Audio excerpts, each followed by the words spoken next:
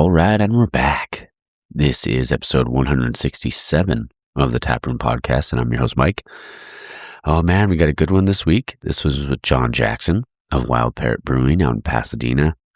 And man, I had such a great time going out there, meeting John, connecting with him and, talking beer and everything, man. It was just such a cool time. And it's really cool, how, because obviously it's in Pasadena, and we were at one point we were just talking about the history of Pasadena and, with everything that Altadena went through, last year, my dad, living there and stuff like that. It was just really cool to see how obviously close knit the community is. So I just had a great time. So John, I just want to say thank you, man. Thank you for letting me come down and, bend your ear for a little bit, talk with you and all of that. And it was such a cool, some really cool stories. And obviously they have a rotating tap, right? Rotating taps, right? The menu all the time. So it's always new beers, right? No cores. And that's so unique. So it was really cool to talk to him about that. And then, even the story of coming up with the name was really cool. Him riding his bike to work and stuff like that, and taking the train down to Chinatown where he was working. So it was just really everything was really cool. And you'll actually hear that part. It'll be in my story because, that'll be the clip that I chose. But yeah, I just want to say again, thank you, John. I appreciate it. What else we got this week? Yesterday, with WrestleMania did start. Before we jump into that though, I do wanted to acknowledge this last couple of weeks when it comes to downloads and plays and stuff like that for the show, that it's just been booming in other countries. Wildly booming. I was kind of, not that I was surprised or anything. I always get a lot of great feedback, which even last week's episode, the roundtable, I've gotten a tremendous amount of feedback. People tell me how much they love the episode. So thank you. I'm always appreciative, but yeah, there's been just an outpouring of downloads. It's wild. Yeah. I was just looking at it. Obviously Singapore has been one of the, usually the big ones out of the country are Canada, Germany, stuff like that, Spain. But lately, yeah, Singapore, I know I mentioned that before, has been wild. They've been growing a lot in Singapore, a ton, I say, in Vietnam, places like Bangladesh, Colombia, Argentina, Iraq, Brazil, India, Mexico, obviously Israel, Venezuela, Chile, Ecuador, Egypt. It's wild. There's so many more that I could mention, but yeah, we've, the show's always been in a lot of countries, but it's just crazy. It should be downloads here and there, stuff like that. But for the way it's grown over the last couple of weeks, it's wild. So I just want you guys to know I am appreciative of that. And if you're listening to this, you're into craft beer, and if you have a friend, honestly, word of mouth helps a lot too. If they wanted to listen to the show, you can let them know. All right, let's see. Let's jump on to the next thing. So night 1 of WrestleMania was yesterday, and also the first day of NHL playoffs. Carolina handled business. Ottawa gave them a good fight though. And then honestly, man, the shocker was Edmonton, the Stars and the Wild. I couldn't, they just shit stomped them. That was bad. I was really surprised how that game went. But Dallas, Ottinger's way better than that is. I thought maybe they had pulled him because I was mostly watching WrestleMania, but I was looking back and forth on the Stars game. I thought maybe they would have pulled Ottinger, but not.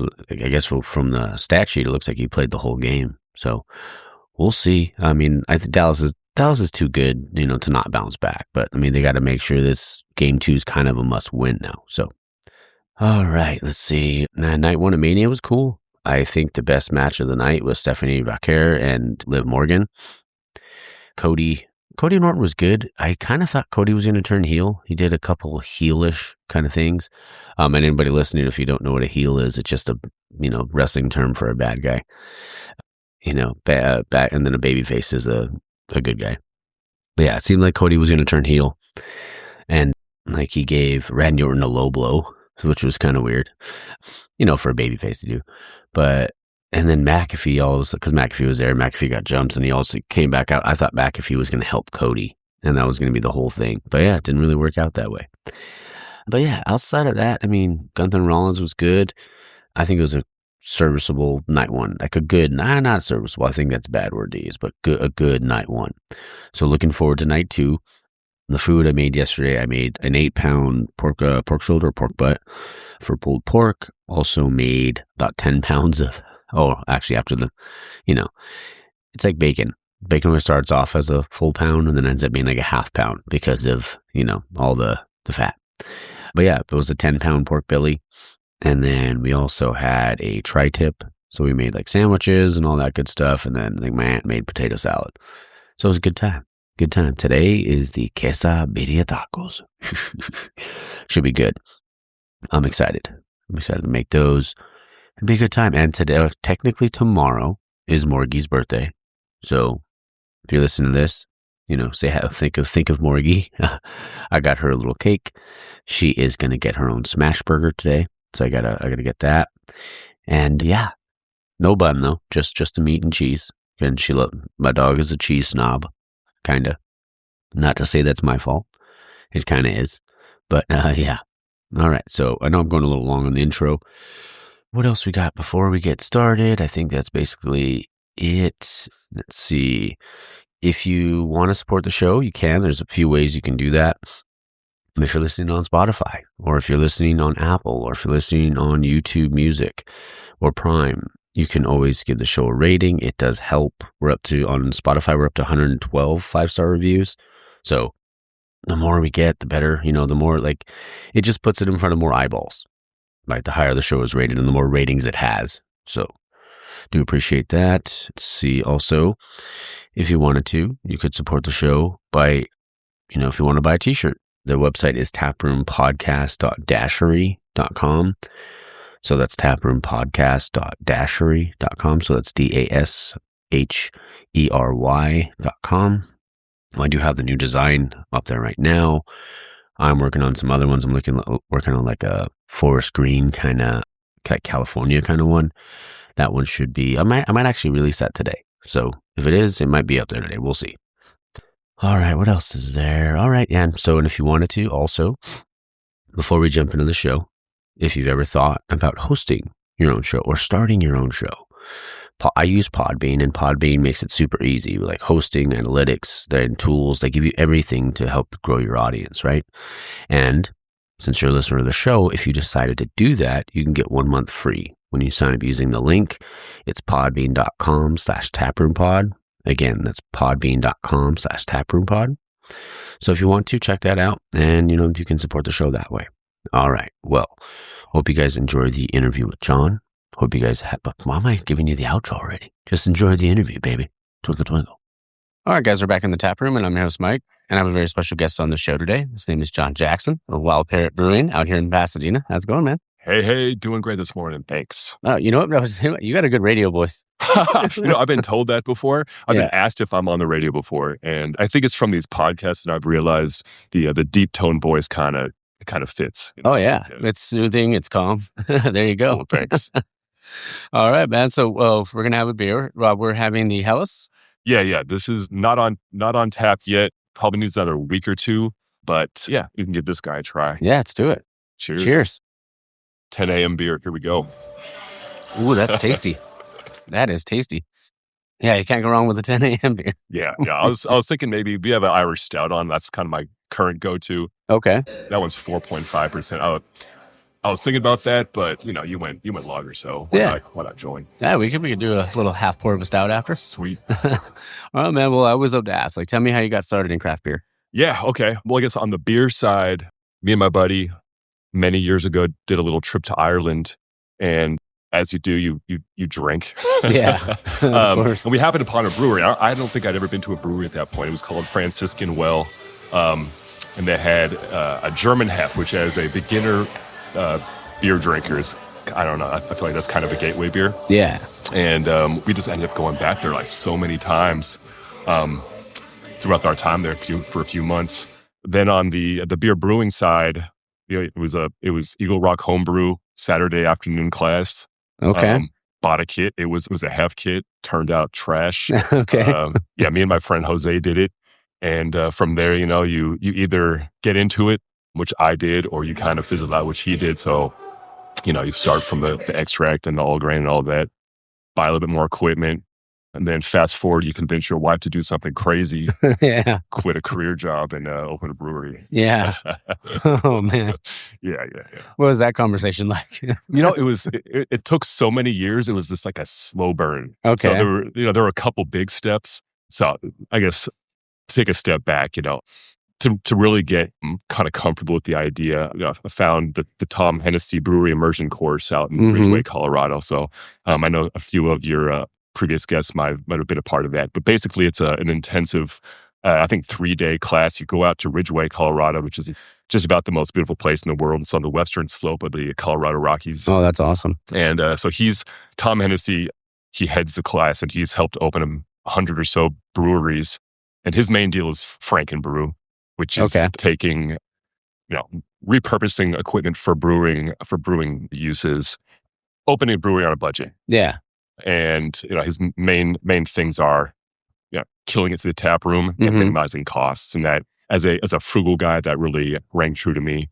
So that was kind of the big first investment, was doing that. At the same time, I was going around kind of interviewing brewery owners just to kind of hack their brain on their opening stories. And then, write a business plan. I went and took a class over at PCC, Pasadena City College, on brewery plan or on business plan writing. Then at that point, you're like, okay, this is, do we start trying to figure out a location and then the money side, obviously. Yeah. So, we used a lot of our own savings. We did some friends and family stuff, but my wife and I were the owners on 100% of the company. That's awesome. And then we spent many years searching for a location. So we're here in Pasadena.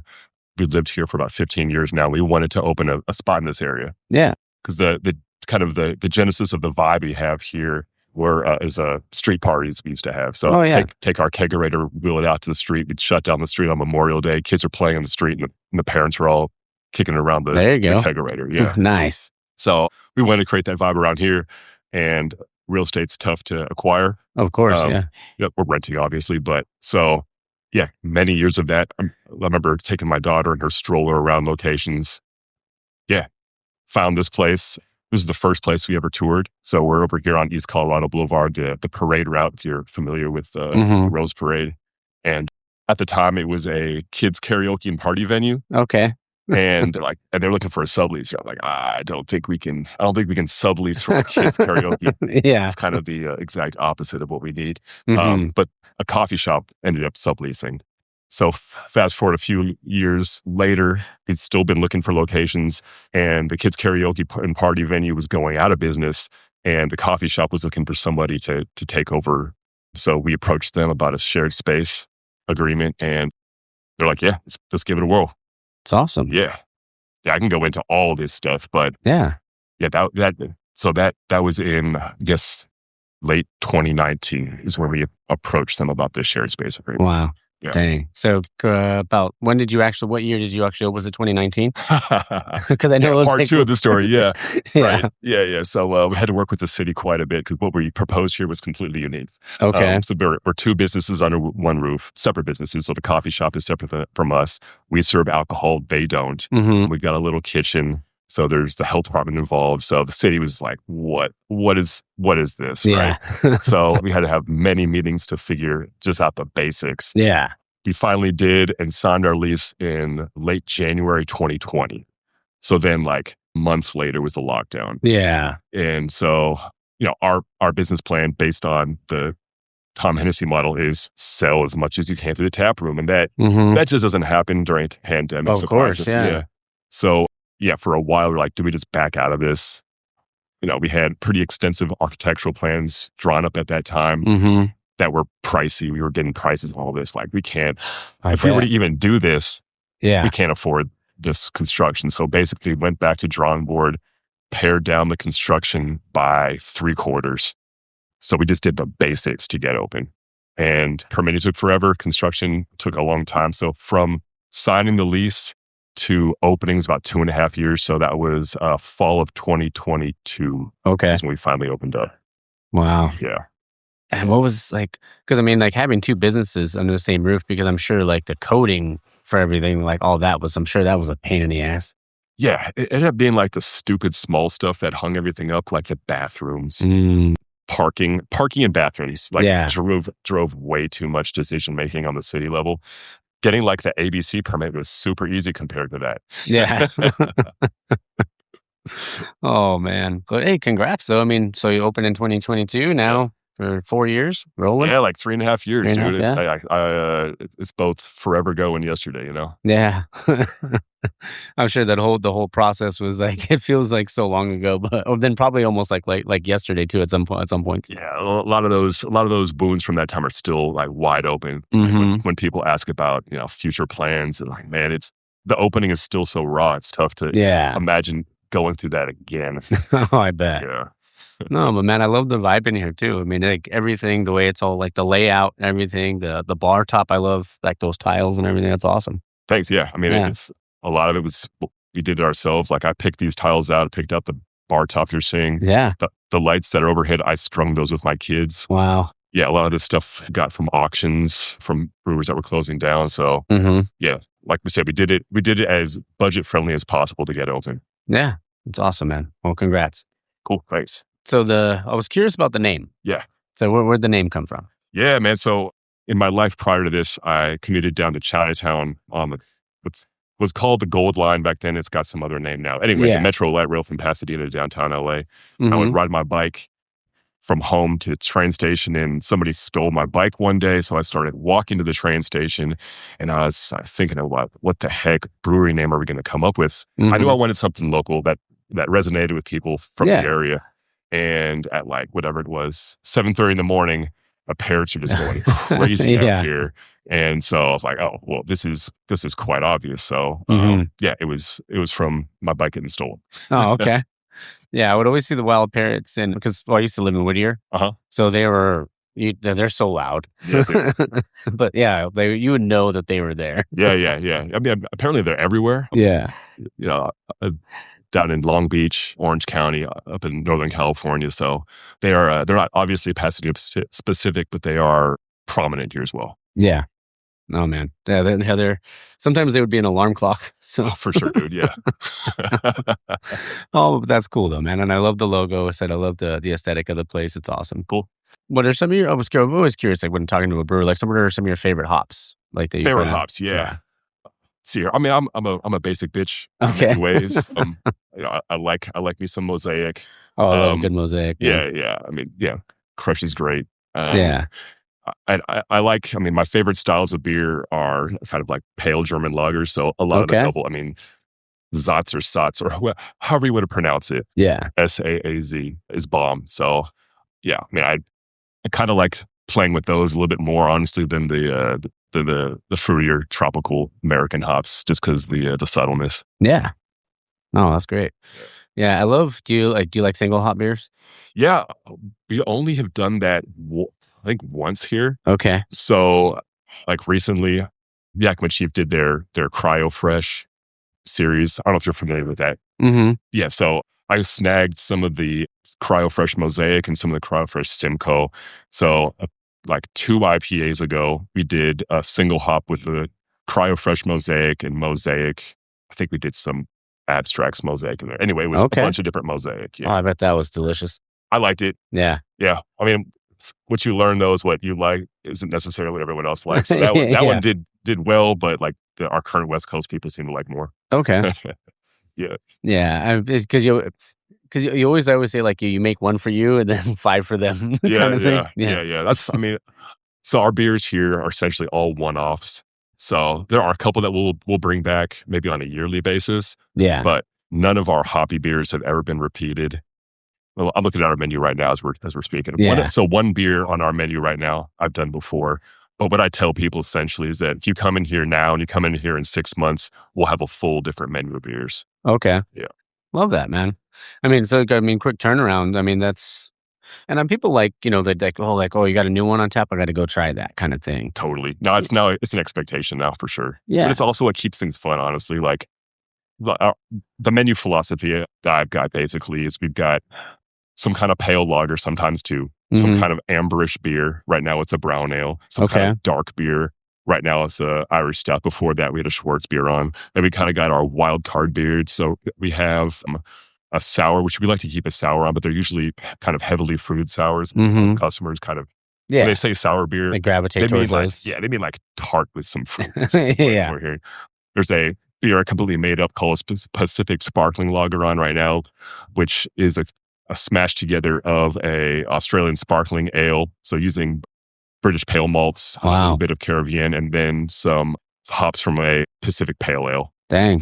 Threw those together. And we always supposed to have a West Coast on, a hazy on, and then another style that we can talk a little bit about, which we call a super lager, essentially a 10+% lager.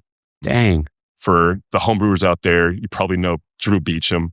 He's written a bunch of books. He's got his own podcast. Anyway, he lives literally across the street. Like I can see his house from here. Yeah. He comes in here pretty frequently. So we did a beer with him. Yeah. Based on Sammy Claus, which is like it was the highest alcohol beer in the world for a while. It's like a 14% lager. So yeah. Wow. We did one of those, and now we're on our third. Well, we've done super lager, and this one is a kind of a chocolate version. So there's a chocolatier down the road that we got some husks and nibs from, and threw those in the beer. So that's our current high ABV beer. Okay. Dang. It's a diverse menu, man. Yeah. I love that. Yeah. I thought like when I go to a brewery, I like to see like a wide range of stuff, so you can see. Because there's something for everybody. Yeah. Totally. And so, I mean, like looking at like having that diverse of a menu, what's the like, and this wasn't something I had on there, just kind of came to me. It was like, what's like maybe like an underrated beer, like a beer that you feel like is underrated, doesn't get enough credit? Yeah, I mean, I'd say definitely dark beers. Yeah. As a like overall class. Like right now we got the brown ale and the Irish stout on. But when we had the Schwartz beer, we had a red on before this. We had a rye red lager. Anything, I think malt-driven dark beers, highly underrated. Yeah. Oh, especially sure. like lower alcohols, I should say. Like keep that in like the 5s. I'm there. Yeah. Yeah. Oh yeah, for sure. I love like a good brown ale and stuff like that. It just, you don't see them on menus. Never see them. Yeah. Like for that beer, I like a lot of these decisions of like, basically I go somewhere and I try a beer. I'm like, oh snap, that's delicious. Let's put that on. So there was a pizza place around here, Settebello. They had the Tarantula Hill brown ale on. I was like, oh yeah, bomb. Let's try ourselves a brown ale. So a couple months later, bring one of those up to see what happens. There you go. Yeah, I love that. And do you ever like submit to GABF or California Brewers Cup or anything like that? So the problem with having a constantly rotating menu is that's kind of like true. don't know. Anyway, that being said, I did throw our last high ABV lager, which was like a slightly smoked Imperial Schwartz beer. Okay. And then this new one, the cocoa beer. Yeah. I threw those in the World Beer Cup just to see what happens. Honestly, like I heard you get feedback. I just want to see what they say. Yeah. No, that's great. I mean, because you can still like, like hopefully it's like, good. I mean, I'm sure it's good notes. Like they'll give you good notes and stuff. Yeah. But I feel like sometimes like it could depend on the day, right? The totally, day that those judges are having and stuff like that. So for real, yeah. You have a beer one day and the same beer another day, and they're completely different, even if they're technically the same. Yeah, and I always say it's a packaging contest. For sure, I've heard the same. That it makes me a little nervous. Yeah. Oh, I'm sure it's gonna be great. So you talked about that first beer you ever did was a hef. Like, what was like? It wasn't very good. Yeah. But what was like the first homebrew that you did? You're like, dang, like I'm onto something here. Man, I'm my own worst critic. Yeah.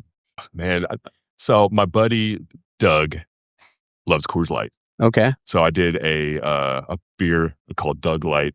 Okay. And that was the first one. I'm like, okay, this might be decent right here. Mm-hmm. 4.7% light lager. Yeah. So we've put Doug Light on here once, but all of our American beer now are some form of Doug. So when we first opened, we had Doug Heavy on. Okay. Doug Heavy. Yeah, that's awesome. That was a mistake. That was our second beer we ever made, and like way overshot the gravity. So it was a 6% American lager. Oh, people liked it. That was like one of the beers that, like, when you first open, a bunch of brewers come through and they wanted this. Like, of course, yeah. And they were like, okay, Doug Heavy's legit. Yeah. So, but I was like, dude, that's a mistake. They're like, you got to bring it back. Yeah. People still talking about Doug Heavy. Yeah.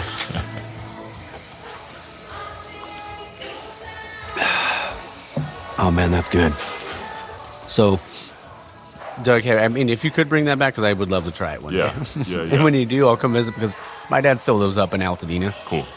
So I'm always here. He used to work over here too, like off of, I think it's up of Green. Yeah, Green's just like, a mile to the west of us. Yeah, he was in it was like a Radio Nueva Vida. It was like something over there, some radio station he used to own way back when. But I would always walk around here because he'd make me work. So I'd have feel you. Yep. We'd always be walking around over here though. Let's see. So next segment I want to go over is called the 4-pack. Yeah. So it's four questions. Yeah.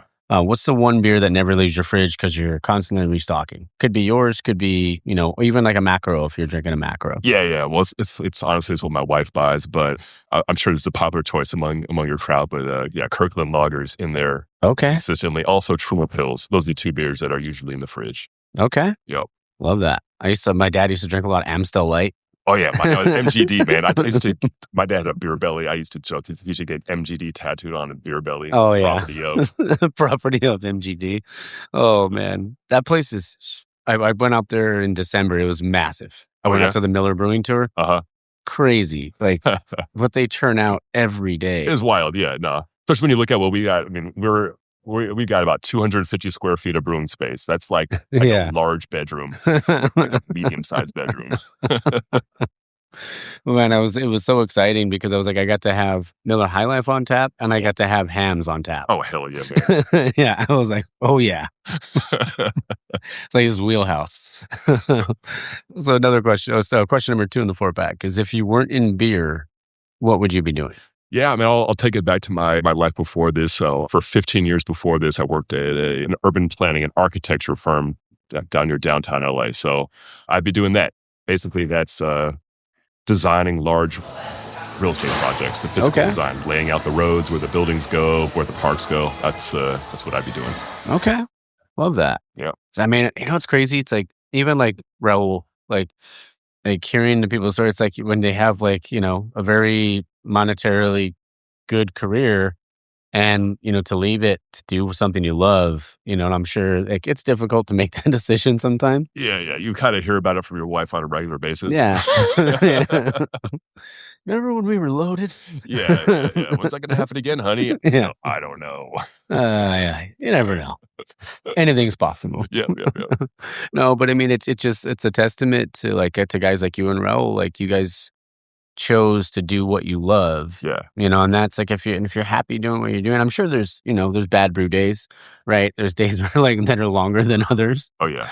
But at the end of the day, you're happy. Yeah. I feel like the sense of accomplishment, like whenever you have a chance to step back, which is pretty rare when you're the owner, brewer, and toilet snaker. But when you do have that chance to step back, it's pretty awesome. Yeah. Yeah, for sure, man. I love that. Next question, the 4-pack, or question number 3 is you get to collab with any brewery. Who is it and what would you make? Yeah. So I'm originally from the Bay Area, Oakland, California. Okay. So I would go with Ghost Town. They're nice. They're the bomb up there. I took my mom up there. They've got a couple locations in Oakland, but yeah, they make a cream ale that they sell. I feel like it's like $3 or $4 for a pint always. Oh. And so we're gonna do a cream ale here in a month or so.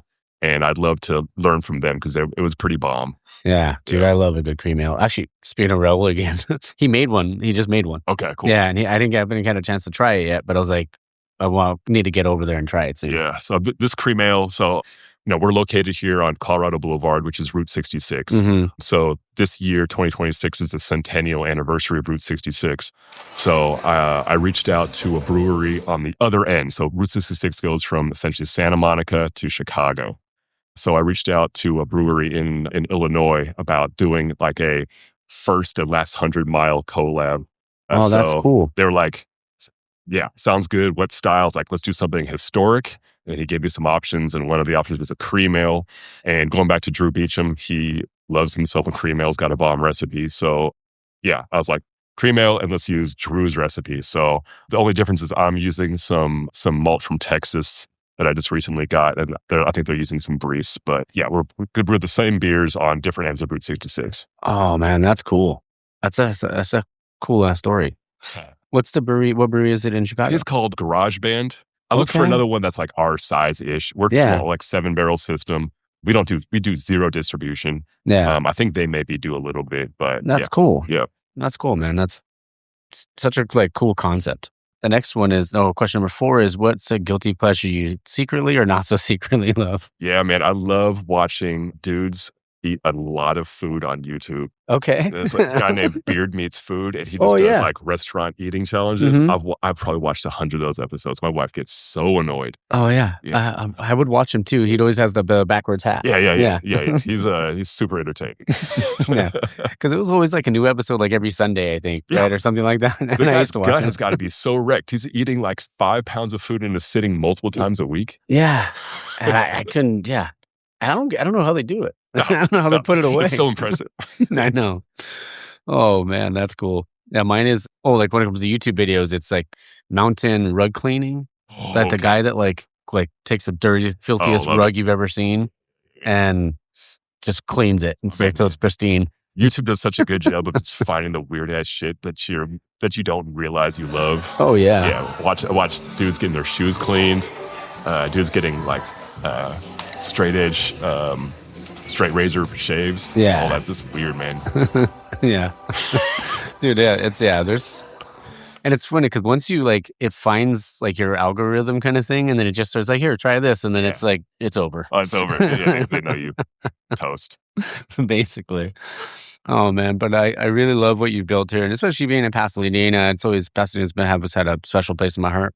Basically, growing up here, but the incorporating local culture into the brewery, what's that been like for you? Yeah, I mean, as a neighborhood brewery, that's essentially what we're all about. So yeah, we do a ton of fundraisers, mostly focus on local public education. My wife's in public education, and our kids go to public schools, so we do a lot of fundraisers around that. And then also recently for the firefighters. So we have a yearly event called Neighbor Day.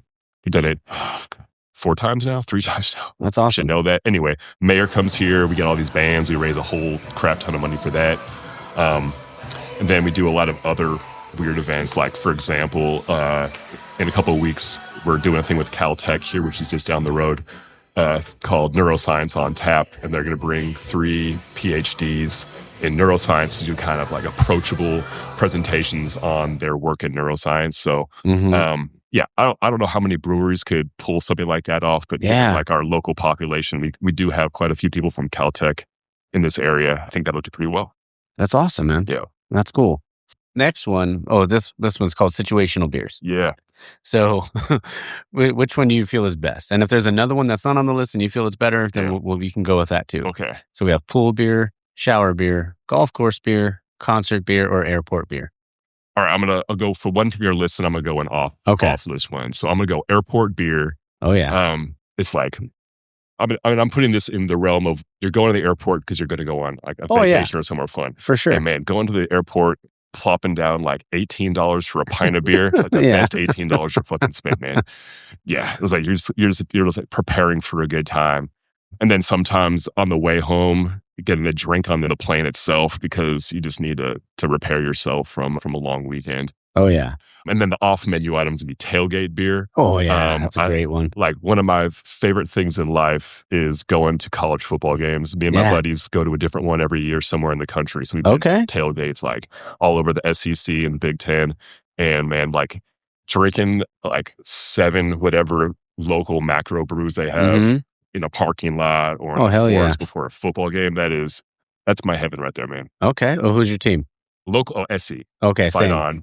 But in terms of football atmosphere, tailgates, Ole Miss brings it, dude. The Grove there, that's a unique experience.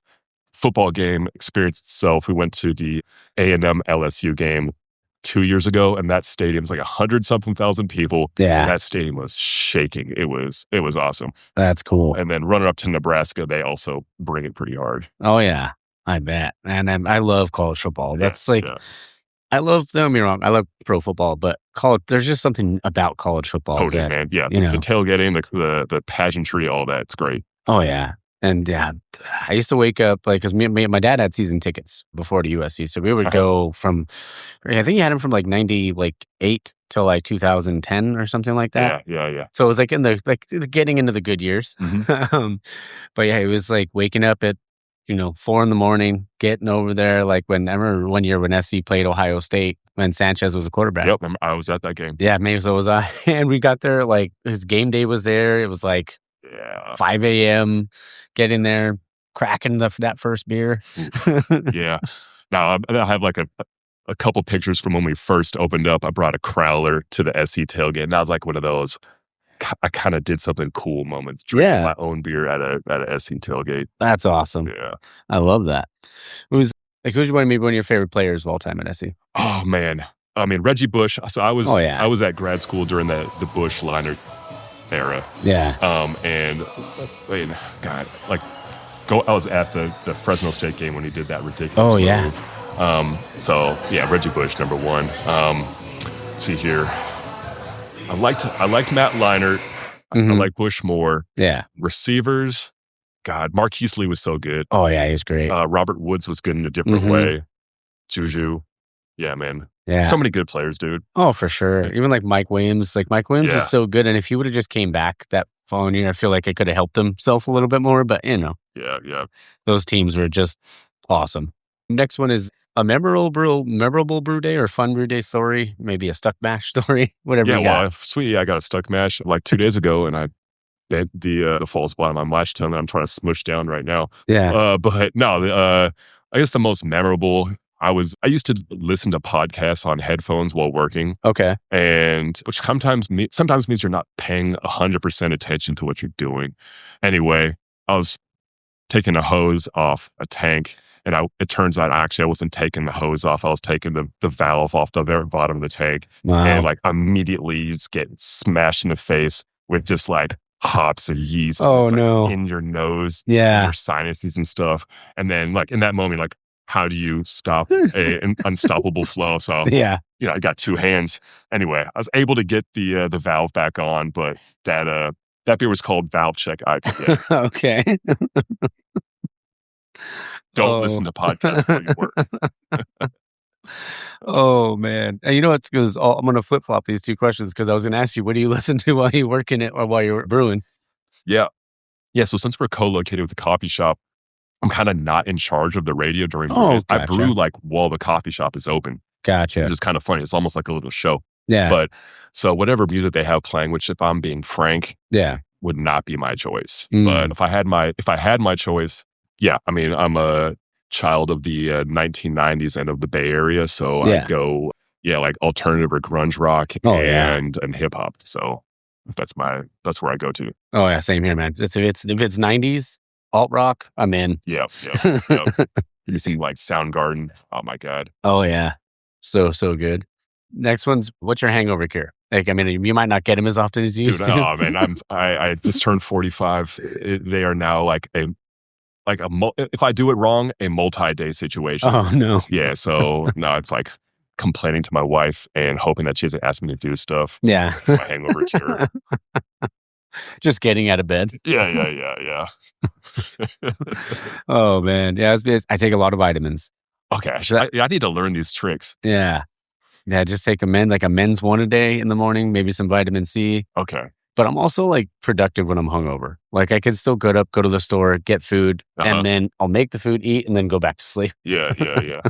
Yeah, like back in the day, it was just like chug 2 beers and you can ride hair that of the dog. Ride that till you fall asleep. Good. Oh yeah, for sure. Let's see. All right, so next one's called the 6-pack. All right. So these ones are rapid fire. Yep. So lager or IPA? Lager. Hazy or West Coast? West Coast. Music or sports at a brewery? Man, I love sports like we just talked about. Yeah. But specifically at a brewery, if you have to choose one, you got to go music. Oh, yeah, for sure. Let's see, favorite brewery outside of your own? Well, I should look at my notes for this one. There you go. Offend somebody. Man, I seriously did not answer this question on this. That's okay. Favorite brewery outside? Man, I don't know. I'll tell you. So my life is very small. I very, very rarely leave Pasadena. Okay. So when I do go to a brewery, I go over to Del Pueblo. Check out Martin. He's a bud of mine. So I'll say Cerveceria Del Pueblo, and we're doing a beer with them. Nice. I think sometime this summer. We've done one in the past, but we're gonna do another one with them this summer. I love that. Yeah, my buddy Enrique brews over there too. Oh yeah, tap truck. Yeah. He's a big old teddy bear, man. I love that guy. Yeah, I think he said he wanted to join us on the brew days. There it is. Yeah. Right on. Next one, the favorite drunk food. Oh man, Crunchwrap Supreme. Okay, and you can't go wrong with the little Taco Bell. Yeah, there's a promise. The Taco Bell that we've got around here, which is like 2 blocks away, it's like a trash Taco Bell, man. They don't make a good Crunchwrap. I've had many a Crunchwrap in my day, and our local one is among the worst. Man, there used to be one like in the area, but I can't remember. Maybe it was this one. But the one you're talking about. But it was like they would always get my order wrong. Yeah, every time. This sounds like the right Taco Bell. Yeah. And I'm like, what the hell, dude? It's not that hard. Yeah. I would always get back in the day, I'd get the double decker with no lettuce. Okay. Yeah. And every time I'd open that thing up, sucker, and with lettuce would be pouring out of it. It's like they put extra lettuce. I'm like, all right, then, there we go. Yeah. Last question, the 6-pack is, if your personality was a beer style, what would it be? Oh, man, I'm going to go basic bitch again, American lager. There it is. Yeah. Nothing wrong with it, brother. Oh, man. Let's see. I actually want to try that Irish stout. Yep. Well, we can go ahead. We can hit pause. All right. So we got the Irish stout here in front of us. Yep. That looks like perfection. Cheers. Look at that head on those. Split the G. No, we got little tiny pours here. Yeah. Oh, man, that's tasty. Yeah, I'm digging that. Oh, yeah. Speaking of which, like, I want to ask you, like, how much do like style guidelines matter to you? Like because sometimes you want to make something new or something fresh.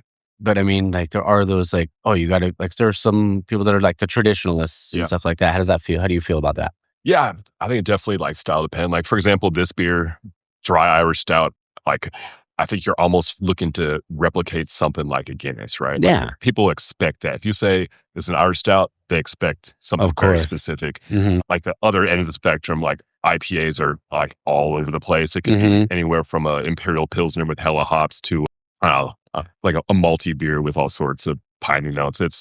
I mean, I think experimentation within the styles is super fun.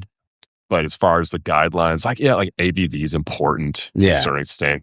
But like, if people are worrying about color too much, that doesn't really matter to me. Mm-hmm. Yeah, for sure.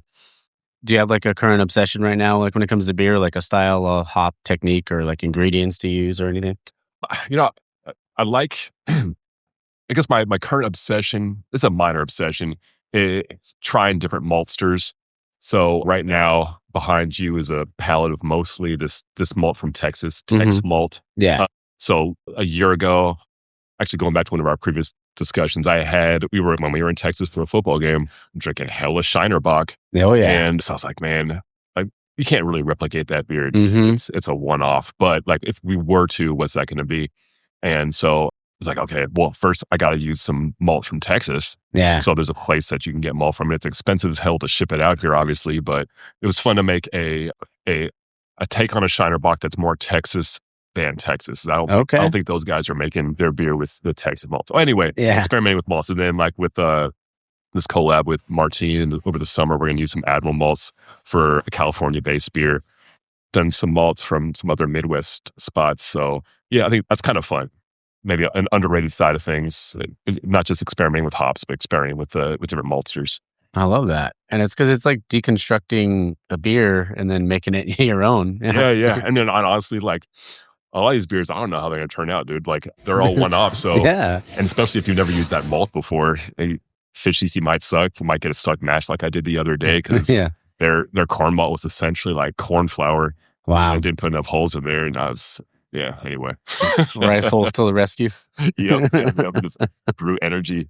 Oh, yeah. Next one is, you could have any pint with any historical figure, celebrity, or anything like that. Well, who would it be? Who are you having a beer with? Yeah, I mean, I'm going to keep it basic on this one. Like, I think your grandparents growing up, when you're a kid, you don't ever get to fully pick their brains on cool stuff. Mm-hmm. So both my grandpas were World War II vets. One of them was a fighter pilot in the Pacific going off of aircraft carriers, doing way cooler stuff than me. So that's actually picking his brain on what it was like to get launched off a aircraft carrier in the middle of the Pacific in like a tin can of a plane. Yeah. That'd be pretty cool. Dang. Yeah. That's awesome. That's really cool. I mean, I've always I grew up my grandpa wasn't in the war. He was in the military, but he was like a paratrooper. Mm-hmm. But he would he was constantly watching the History Channel. So it was like, that was like our one thing we did together was always, we did a bunch of other stuff, but like that was like our favorite thing to do together, sit down and watch the History Channel. And let's see, what's your Mount Rushmore breweries? And let's do beer styles too. Okay. All right. Mount Rushmore brewers. So I'm gonna go California across the board on this one. Okay. So obviously Russian River. Okay. I'm gonna go with Firestone. These are the OGs, right? The classics. Sierra Nevada, obviously. So being from Northern California, some of my first beers were the pale ale. Back when I thought it was gross, now it's bomb, obviously. Yeah. Palate's change. And then the newbie has got to be Highland Park. Oh yeah. Highland Park, with everything they put out. Yeah, I mean, we're and obviously everything they come out, you're just like, could I make one beer as good as your worst beer? And they're like right where that stop is, right? That you would get off like across the street. For sure, yeah. When I started working there, they weren't there. And I was super juiced. You go down there for lunch sometimes. Yeah. Yeah, man. I was actually on my birthday, I went down there, just grabbed a chicken sandwich and a couple of beers, read my book. Yeah. Yeah. It was awesome. Dude, it's so good. Like Timbo is just right. I mean everything, but yeah. I wish there's nothing. You try to describe their beer sometimes, and it's like, how do you describe? It's like banger after banger. Yeah. Like, how else do you describe it? Oh, exactly. And then you said in styles. Yeah. Yeah. So German pills. Okay. See here. I'm gonna go with a diverse menu, like our own menu. I'll go Schwarzbier, so 2 German beers. Love it. I do love a West Coast pill. So as a lager boy, and then you throw the hops on there. So I'm gonna go West Coast pills. Man, I can't go West Coast IPA on top of that, can I? Yeah. I have to. Yeah. So, all right, there we go. So pills, Schwarzbier, West Coast pills, West Coast IPA. How about that? Those are awesome. Dude, I love a good Schwarzbier, man. And they just, and may the Schwartz be with you. Yeah. It's like, you just don't see them. Like you'll see them around Christmas time, but like they're all year round beer. Like I feel at least they should be, I feel like. Yeah, there's so many good ones around here too. Yeah. We got obviously Highland Park with their boards, and then Ogo Pogo's got their not shits, I think. Oh yeah. And then I think it's called Third Window up in Santa Barbara. They got a bomb one. We've done a couple of them here that've been I thought were pretty decent. So yeah, I mean we're lucky if you travel around, there are good options. Yeah. I just wish they were more readily available. For sure. Next question is, if you could bring something back from when you were a kid that's not around anymore, what would it be? Yeah, man, I'd say being able to like walk to the movie theater, go into this is a straight memory. Walk into the candy store, buy like a couple little piece of candy for like less than $1, take those in the movie theater, pay like $3 to get in the movie theater, walk home. Like your parents trust you when you're whatever it is, 11 years old. I would walk my brother, who's younger than me, just walk down the movie theater, buy some candy, watch the movie, walk home. Yeah. I feel like that's a missing part of a lot of kids' lives these days. Oh yeah, man. I miss that. Like a buddy of mine would always tell me, he's like, man, I wish we go back to the days when, your mom and dad would say, hey, be back inside before the lights come out on the street. The street lights come on. Yeah, man. Yeah, R.I.P. Yeah, basically. That and like Toys R Us and Blockbuster. If you can bring those back, I'd be in bed. I know Toys R Us is kind of making a little bit of a comeback. Are they? Yeah. From what I've heard, but I have yet to go into one. I don't know where they're at. My other old man gripe will be arcades now are basically like claw machine factories. Oh, yeah. Where like so few actual video games. It feels they're just like grooming kids to be degenerate gamblers now. Yeah, basically. What were some of your favorite games growing up? So I was never good at it, but I loved watching kids play Street Fighter 2 at the arcade, NFL Blitz. Oh, Blitz is so fun. And then on a console, so I'm 45, so I grew up with the NES. Yeah. So we play like Blades of Steel, RC Pro-Am, and then later on, I was the perfect age. I was in high school for GoldenEye. Oh, yeah. And Ken Griffey Jr. Baseball. So good. And then in college, PlayStation 2. So we do like SSX, the snowboarding game. Oh, so good. Tricky? Was it like Mm-hmm. Tricky and then like SSX 3 and all those are also good? Yeah. I'm like aging out of this stuff now, but my son, he's got the Switches. So I can school him on the old games, but he kicks my ass on these like new Mario Kart. I can't keep up. Okay. It's too fast. Yeah. I can't do 200 cc. No, never mind, man. You're like, let's crank it down to 50, yeah? Yeah, my eyes only go like 15 frames per minute. Yeah. Oh, man, love it. I just want to say thanks, man, for letting me come down here. Oh, it's awesome. This has been really cool. The two more things. Uh-huh. One I forgot to put on the list, but it's if someone was going to open up a brewery, Yeah. what, like, knowing what you know now, like Yeah. going through everything with COVID and all that stuff, and then having it open in 2022, what's some advice you would give them? Yeah, I mean, I guess come up with your vision plan and stick to it. So like ours was kind of twofold. It was the killing it the tap room. So every decision we made from location to design was maximizing the area for people to sit, making an inviting atmosphere.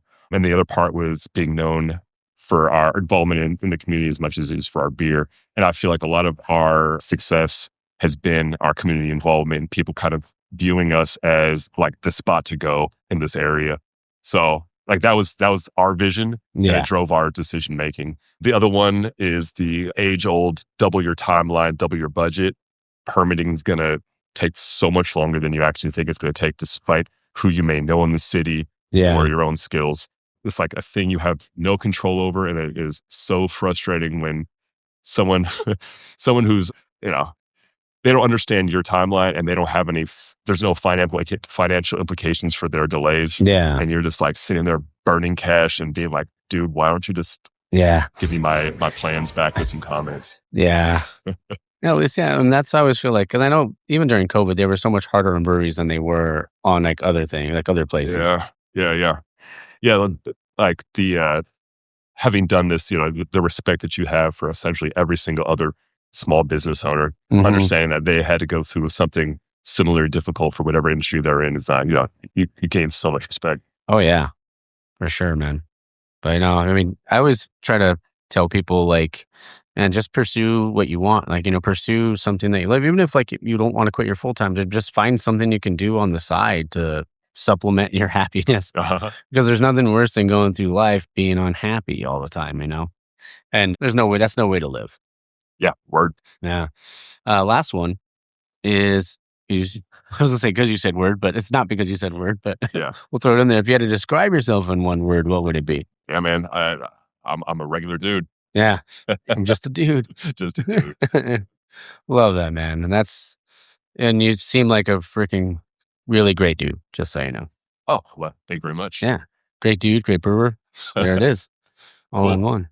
No, but man, everybody listening, if like come down, it's off of Colorado and yeah, we're just west of Sierra Madre Boulevard. So yeah East Pasadena-ish. There it is. Yeah, come on down. Come down and have some beer. Does the Parrot have a name? Yeah, Parrot's name is Elroy. So Elroy. It's a the Jetsons?